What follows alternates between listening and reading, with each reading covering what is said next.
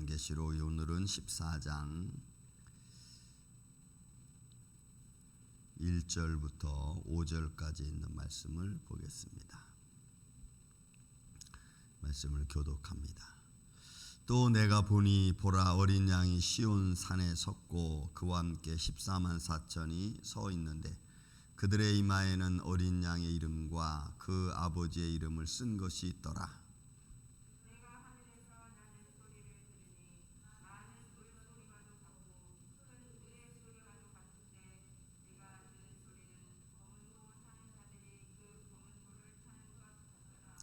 그들이 보좌 앞과 내 생물과 장로들 앞에서 새 노래를 부르니 땅에서 속량함을 받은 14만 4천 밖에는 능히 이 노래를 배울 자가 없더라.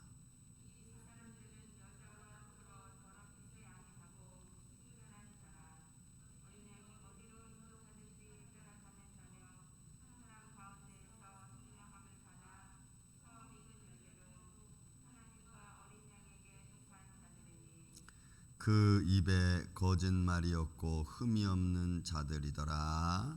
아멘. 자, 14만 4천에 관한 이제 14장에 또 다시 한번 등장하는데요. 이 14만 4천의 찬양의 소리죠.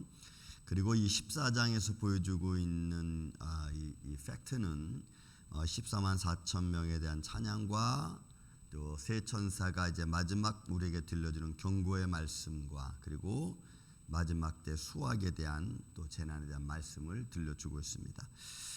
이제 14만 4천 이 14장을 중심으로 해서 이제 이후로 나오는 것은 다시 또 일곱 재앙에 관한 이야기가 다시 선별되어지는 것을 보길 수가 있습니다. 그래서 이 14장은 어떻게 보면 요한계시록에 있어서 이제 하나님께서 앞에 보여줬던 짐승의 어떤 사건과 앞으로 또 벌어질 사건에 대한 딱 중간에 있는 말씀으로서 하나님 나라에 다시 한번 경고의 말씀으로 들려주는 그런 모습으로 지금 기록되어진 순서를 우리가 볼 수가 있습니다. 한번 말씀을 보겠습니다. 자, 내가 또 보니 보라 어린 양이 시온 산에 섰고 어린 양이 예수 그리스도 또 그 시온 산은 사실 하나님의 영광이 있는 곳이었죠. 그리고 하나님의 법궤가 있었던 곳을 말합니다. 그래서 하나님의 보좌를 어떻게 보면 영적으로 상징하는 그런 자리이기도 합니다. 그 앞에 그와 함께 14만 4천이 섰는데 그들의 이마에는 어린 양의 이름과 그 아버지의 이름을 쓴 것이 있더라. 14만 4천이 임맞은 자죠. 예수 그리스도의 이름으로 성령으로 인침받은 자, 갈라디아 말씀처럼 그렇게 표현하고 그 이마에는 어린 양의 이름이 있고 아버지의 이름을 쓴 것이 있더라. 우리는 어떤 것인지 사실은 잘 알기는 쉽지 않습니다. 다만 말씀 그대로 하나님의 성령으로 인친 자의 모습이죠.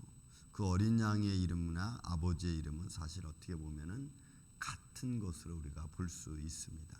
그래서 어린 양 하나님의 독생자 예수 그리스도 그리고 아버지 그 이름은 여호와 야훼 어떤 이름인지 어린 양의 이름과 아버지의 이름을 동시에 알 수 있는 그래서 여러분 우리가 하나님 나라에 가면은 이런 거죠. 배워서 아는 게 아니라 그냥 아는 거죠. 그냥 이렇게 알게 되는 겁니다. 그러니까 그런 것도 사실 우리가 신비로움 중에 하나죠. 그냥 안다는 것 자체도 우리는 이해하기가 쉽지 않은 말들이니까 어쨌든 그렇게 이마에 하나님의 영광의 이름이 적혀 있고 하나님 임맞은 자, 선택받은 자임을 14만 4천을 통해서 알 수가 있습니다. 그리고 또 그들의 모습은 내가 하늘에서 나는 소리를 들으니 많은 물소리와도 같고 큰 우레소리와도 같은데 내가 들은 소리는 검은 곳 타는 자들이 그 검은 곳을 타는 것 같더라. 그러니까 내가 들으니 그 소리는 검은 곳 타는 자들의 모습은 이런 소리 저런 소리 난다 이런 의미가 아니고 말씀의 순서를 보면은 검은 곳 타는 자들이 그 검은 곳 타는 것 같더라. 그러니까 우리나라의 언어죠. 우리가 이해할 수 있는 그런 어떤 부드러움과 풍요로움과 또 거룩함과 어떤 풍성함 이런 게 곁들여져 있는 소리로 우리가 보죠. 검은 곳 소리의 그 또 큰 통에서 울리는 현내 소리는 웅장하고 거룩하고 부드럽고 뭐 이런, 그러니까 이런 뭐 큰 우레소리, 물소리 뭐 이런 것들이 요란하고 그런 게 아니고 굉장히 거룩하고 흠이 없고 뭐 이런 모습을 느끼게 되는 말씀이 아닐 수 없습니다. 자, 그리고 그들이 보좌 앞에 네 생물과 장로들 앞에서 새 노래를 부르니, 그 노래도 사실은 우리는 어떤 노래인지 잘 모르지만 우리가 앞절에서 24장로들이 부르던 노래를 보면 거룩하라 거룩하라 주 만군의 여호와 하나님, 그 영원히 세세토록 계시는 하나님, 그 영광과 거룩함을 찬양하는 노래겠죠. 그리고 땅에서 속량함을 받은 14만 4천 밖에는 능히 이 노래를 배울 자가 없더라. 그러니까 결국 땅에서 속량을 받은 것은 죄에서 속량받은 존재들을 말하는 거겠죠. 그래서 이 14만 4천은 특정한 수, 여기서 나오는 14만 4천이라고 하는 특정한 수는 우리가 그냥 개별적인 어떤 문자적으로 볼 수 있는 수가 아닌 것을 우리는 알 수가 있습니다. 땅에서 속량받은 자니까 땅에서 죄에서 구속함을 받은 사람의 수인 것을 우리가 알 수 있고, 또 그 수는 이마에 성령으로 인침받은 자의 수인 것을 우리가 알 수 있죠. 그러니까 거룩하신 하나님을 찬양하는 자들은 아무나 할 수 없죠. 그래서 예수님이 이 땅에 오셔서 사단이 와서, 그죠?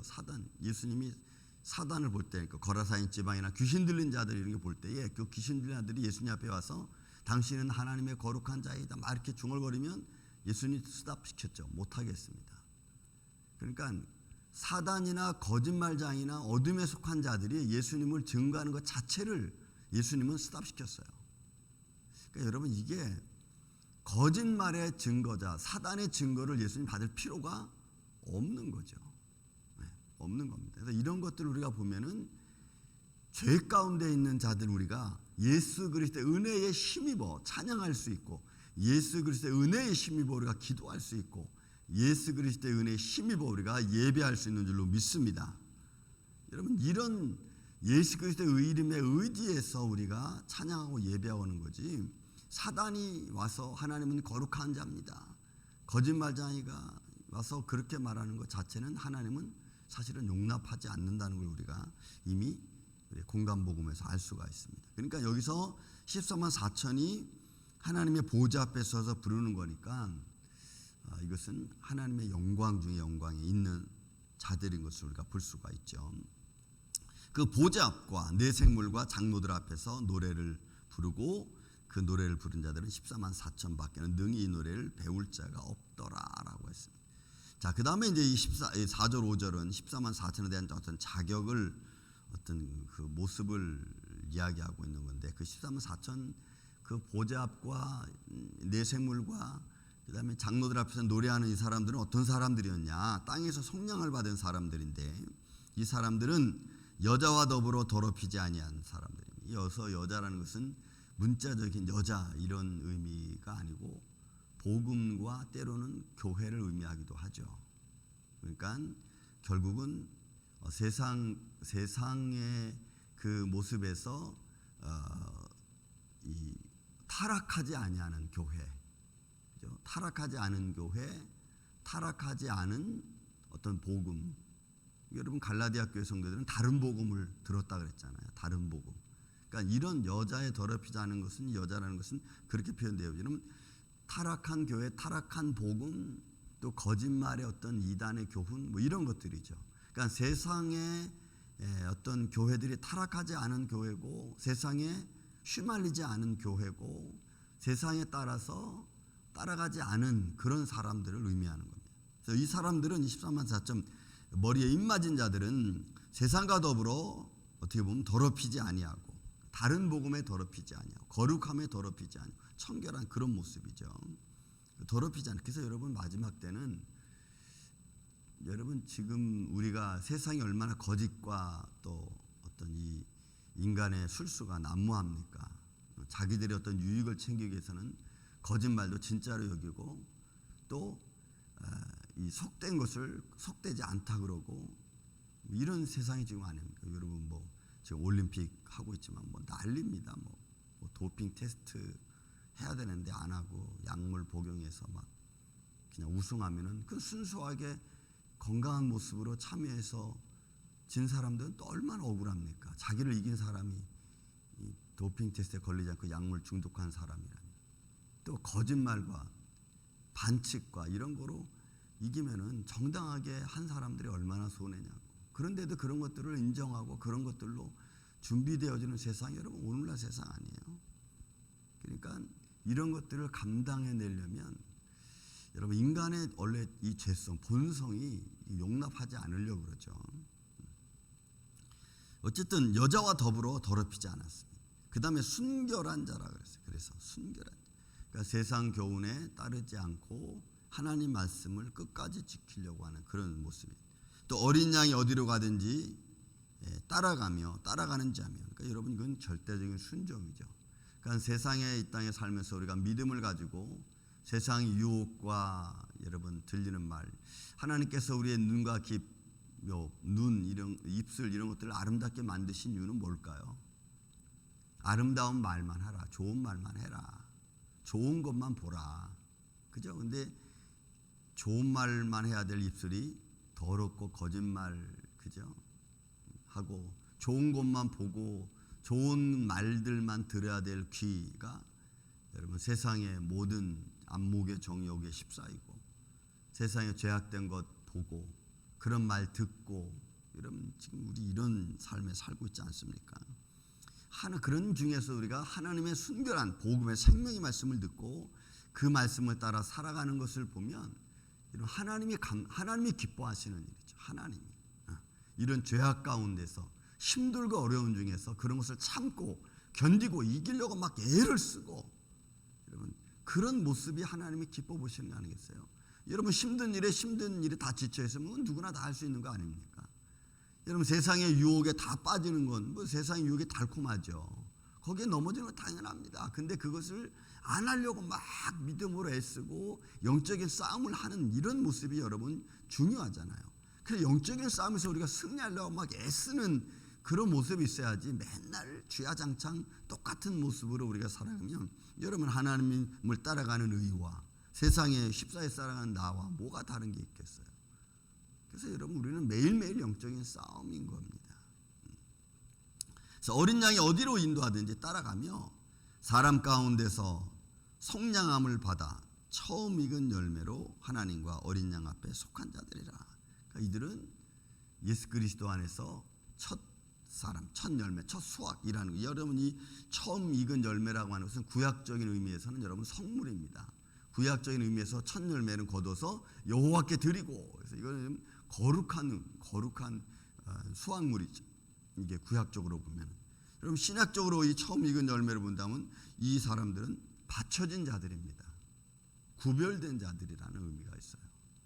그러니까 결국 예수 그리스도로 말미암아 하나님 안에 있는 자들을 가리키는 거예요. 그러니까 믿음의 사람들을 말하기도 하는 겁니다. 또 이들의 모습은 또 어떠합니까? 그 입에는 거짓말이 없고 흠이 없는 자들이라. 여러분 인간적 의의를 지키기 위해서 하는 것도 중요하죠. 그러나 말씀 앞에 사람들을 조롱하고 핀잔주고 업신여기는 이런 말들을 우리가 사실 하면 안 되는 거예요. 인간의 의의는 의로운 것 같지만 자기를 자랑하는 모습이 될 수 있습니다. 그러나 하나님 안에서의 겸손함은 그것은 또 다른 하나님의 의의를 드러내는 모습이겠죠. 우리는 입에서 거짓말은 하지 않지만 사람들을 무시하고 조롱하고 핀잔주는 말들은 얼마나 많이 하는지 몰라요.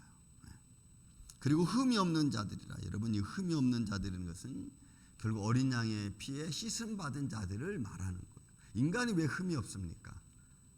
인간은 흠투성이 존재들인데, 그러나 여기서 흠이 없는 자라는 말은 하나님의 말씀에 따라 순종하고 그리고 그 말씀에 따라 어린 양의 피에 씻음을 받고 늘 회개하는 마음으로 자기를 돌아보고, 그리고 세상 교훈이나 세상 즐거움에 따라가기보다는 하나님의 영광이 먼저 앞장서고, 이런 모습이죠. 그래서 결국 14만 4천은 그래서 하나님의 성령에 인침받은 자라고.